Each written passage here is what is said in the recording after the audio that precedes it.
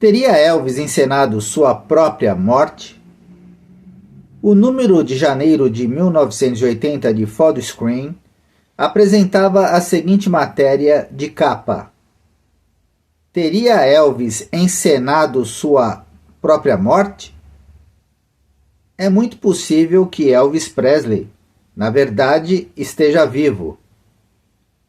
Dizem, citando as palavras de um proeminente psiquiatra em declarações à revista.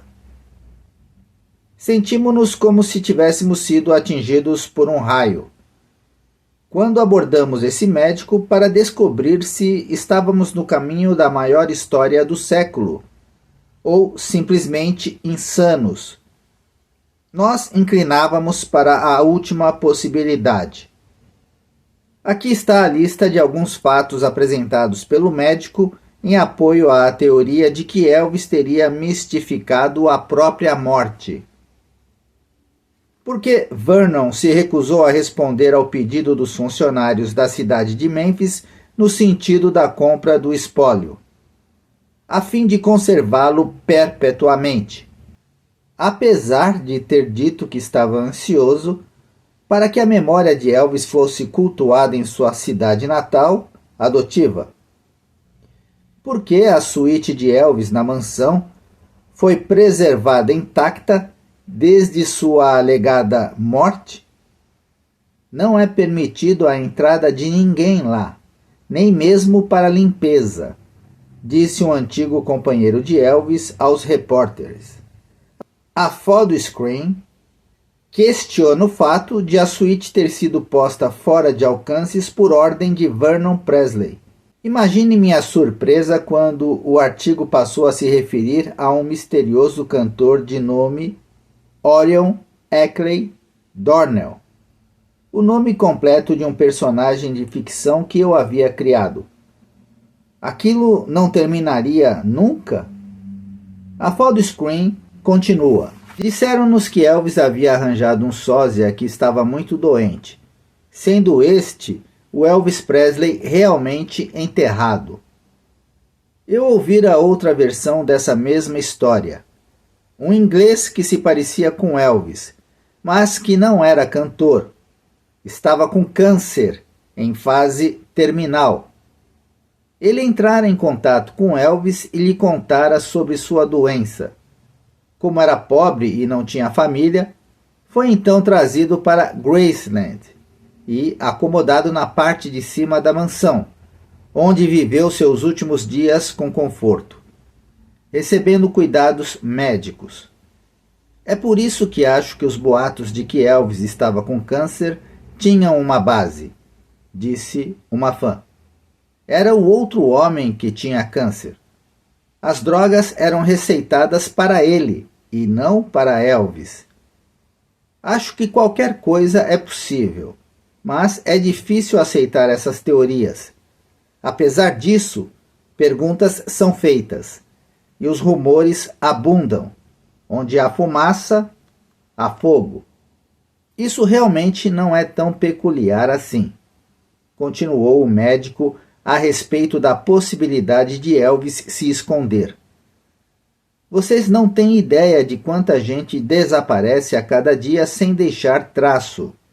Não por brincadeira de mau gosto, e sim porque tensionavam fugir a seu passado. Às vezes, um mau casamento, ou apenas uma série de problemas que os esmagam emocionalmente a ponto de terem que partir.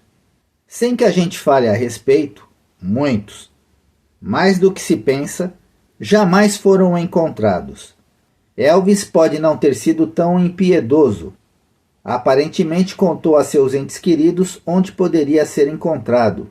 De outro modo, ninguém estaria comentando pelos cantos sobre a encenação de sua própria morte. Os comentários, obviamente, se fizeram ouvir. Um disc-jockey trabalhando na Kin FM de San José, Califórnia, recebeu um estranho telefonema em 1981 de um homem que se identificou como Sivley, isto é, Elvis escrito de trás para a frente.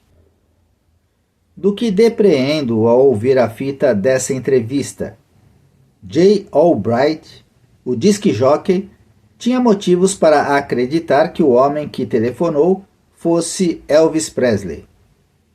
Tenho uma cópia da fita e fico cismada com aquela voz.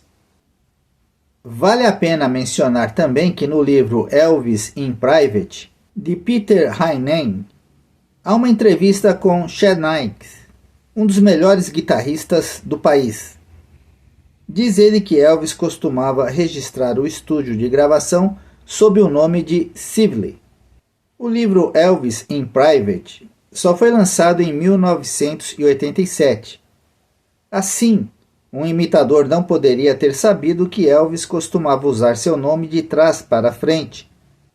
Além disso, o homem que telefonara para Albright conhecia o fato 6 anos antes que se tornasse de conhecimento público. Era de se esperar que matérias como essas aparecessem em revistas humorísticas, e, na verdade, houve muitas. Entretanto, publicações sérias também abordaram o assunto.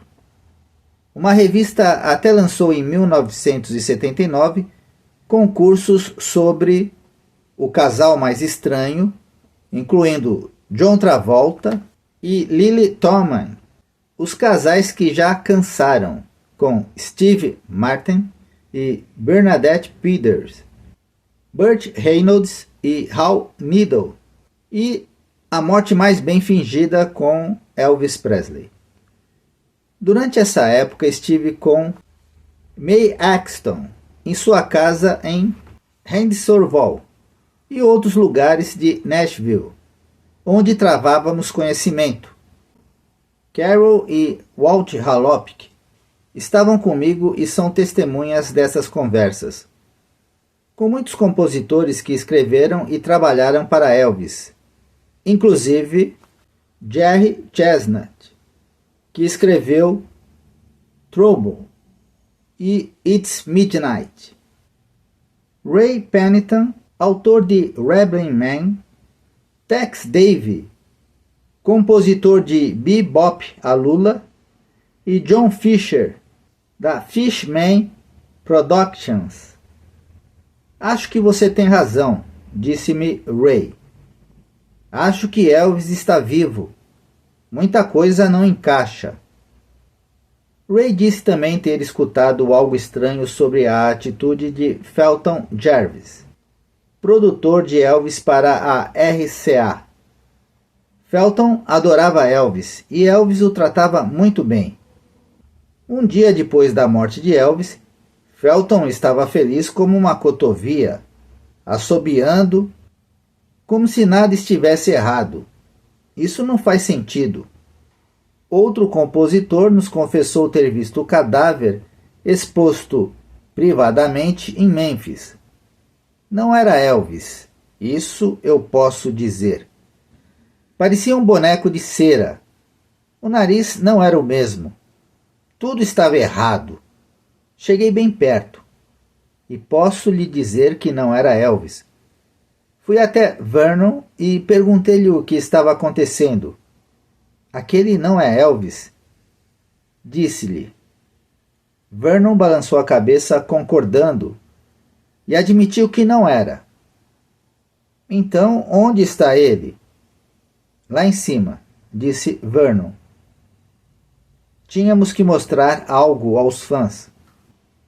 Outro homem disse que na verdade dera de cara com Elvis em Atlanta.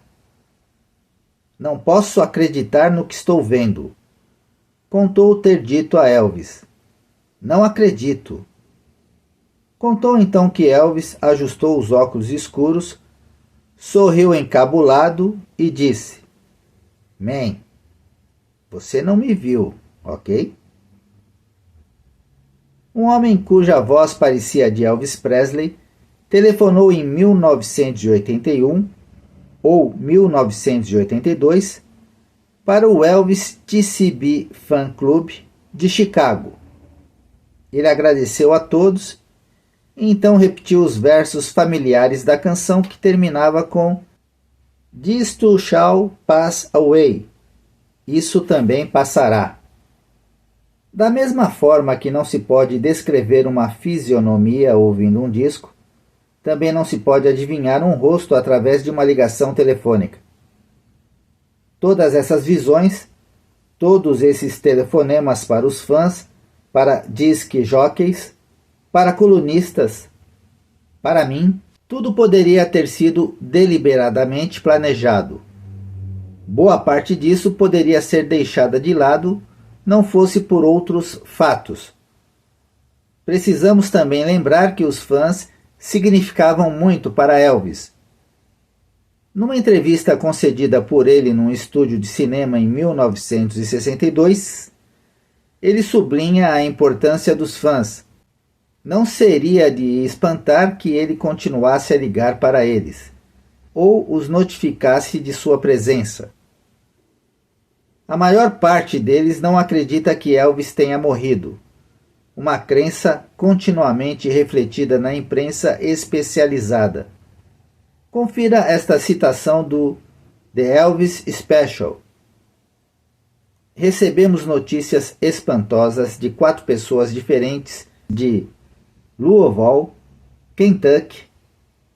Um telejornal divulgou a história de que um avião fora requisitado para Elvis e, aparentemente, habitado por uma pessoa desconhecida. O avião é grande, confortável como uma casa, e tem até uma área para piscina. Pessoas se perguntam se Elvis estaria vivendo nele. Em sua seção A Morte de Elvis, Comentários e Perguntas, quero contar a vocês algo sobre o nome Sibley. Fomos ao Museu IP em Orlando, Flórida, e vi uma pulseira com o nome inscrito que pertencerá a Elvis. E nela se lia Sibley. Fiquei chocado. Kay Ferguson, de Presley Yates. Muitos têm dito que o corpo trazido para o Hospital Batista não era o de Elvis. Seu contrato com o Coronel Parker estava prestes a expirar. Coincidência? Isso pode parecer uma declaração descabida, mas se Elvis pudesse cair fora, se é que ele realmente o fez, acho que a única pessoa que podia saber disso, e talvez o cérebro de toda a operação, seria o Coronel Tom Parker. C. Ross, Elvis Memorial, Hawaii. The Elvis Special indaga: por que teria Elvis tanto trabalho em fingir sua morte se simplesmente podia se aposentar? Vocês acham realmente que os fãs teriam deixado Elvis em paz se ele se aposentasse? Ainda que ele alegasse motivos de saúde? Nunca o deixaram em paz quando ele esteve no hospital ou quando cancelou uma temporada popular Vegas Tahoe, devido a problemas de saúde. Os fãs seguiam Elvis a todas as partes, independentemente dos sentimentos dele. Sabemos de vários exemplos em que Elvis enganava seus melhores amigos e os fãs, disfarçando-se e até em certa ocasião contratando um dublê. O comentário seguinte impressiona. Diz respeito à declaração de Dee Presley, a antiga madrasta de Elvis. Em 1978, Dee Presley contou-nos que achava ter Elvis telefonado para ela. Ele não se identificou, mas sabia de coisas que só Elvis poderia saber. Mais perguntas do The Elvis Special. Elvis foi ao dentista no dia 16. Por que não havia traços de novocaína em seu organismo? Se o coração de Elvis estava tão entumecido, como foi possível ele jogar squash durante horas no dia 16? Por que Elvis tinha tão pouco dinheiro na poupança e mais de 1 milhão na conta corrente? Acesso mais fácil? E onde estaria o resto do dinheiro? Elvis tinha mais bens e propriedades do que as listadas no inventário. O que aconteceu a eles? Teriam sido vendidos antes do dia 16? E por quem? Por que nos foi especialmente pedido por Vernon Presley, a nós do The Elvis Special, que não fôssemos a Memphis para o funeral, mas que lá estivéssemos uma semana depois? Nota: numa conversa com Maria, diz ela agora acreditar que Vernon não desejava que fãs leais vissem o caixão aberto, já que teriam sabido que aquele não era Elvis. Vernon não tinha contado com o fato de que alguém fosse tirar uma foto. Quando os fãs viram a foto, souberam que não era Elvis. O nariz achatado, a linha do cabelo, as sobrancelhas, o queixo, tudo diferente. Porque a data do testamento de Elvis está riscada e com modificações feitas à mão? O esquife de Elvis pesava mais de 400 quilos. Depois de conversar com um agente funerário, calculou-se que o peso de Elvis, juntamente com o tipo do esquife, perfazia um total que deixava aproximadamente 140 quilos sem explicação. Então, o que havia lá? Nota: uma vez que chegaram à conclusão de ser de um boneco de cera o corpo no caixão e não de Elvis, os fãs acreditam agora que a diferença de peso deve ser resultante de um aparelho de ar-condicionado que impedia a cera de derreter. Um inventário de Graceland, a propriedade de Elvis, foi feito pelo tribunal pouco depois da morte do cantor. Registra menos de meia dúzia de joias, nenhuma foto, roupas e mobília de camurça e couro sintéticos, coleções incompletas de pratarias e cristais, etc. O que aconteceu às roupas e joias favoritas de Elvis? Final da parte 13. Elvis Forever.